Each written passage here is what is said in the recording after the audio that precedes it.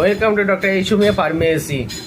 বন্ধুরা, আজকে আমি যে মেডিসিনটি আপনাদের সামনে তুলে ধরবো, সেই মেডিসিনটিকে একদিকে বলা হয় যে হোমিওপ্যাথি অ্যান্টাসিড।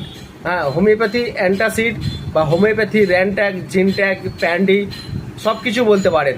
কারণ এই মেডিসিনটি হচ্ছে যে কোনো ধরনের গ্যাস অম্বল হোক না কেন, যত ক্রিটিক্যালি গ্যাস অম্বল হোক না কেন এবং যতই কষ্ট হোক না কেন, সমস্ত কিছু নিমেষের মধ্যেই ভালো করে দেয় বা কমিয়ে দেয় বলতে পারেন। ঠিক আছে, ওষুধটির নাম হচ্ছে, পরে বলছি একটু, তো তার আগে এর কাজটা আমি বলে দিই।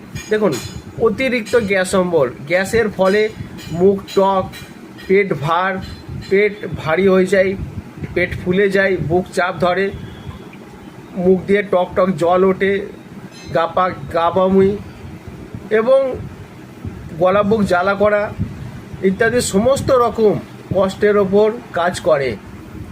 তা সে হাইপার অ্যাসিডিটি জনিত কারণেই হোক, ফ্যাটি লিভার জনিত কারণেই হোক, স্টোমাটাইটিস, পাকস্থলীর ইনফ্ল্যামেশনের জন্যই হোক, যে কারণের জন্যই হোক না কেন, প্রাথমিক পর্যায়ে কিন্তু এই ওষুধটি দ্রুত রিলিফ দেয়।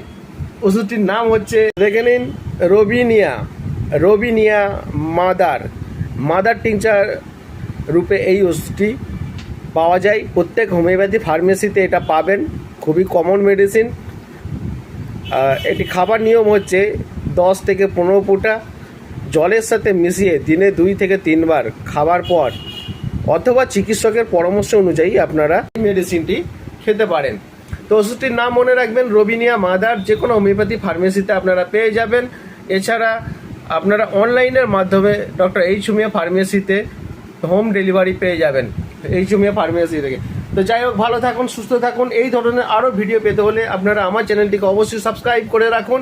আর আপনাদের যদি কোনো মেডিসিনের ওপর বা কোনো রোগের ওপর জানার থাকে তাহলে আমাকে কমেন্ট বক্সে লিখে জানান, আমি অবশ্যই সেই টপিকের ওপর ভিডিও বানাবো। যাই হোক, ভালো থাকুন, সুস্থ থাকুন। জয় হিন্দ, জয় ভারত।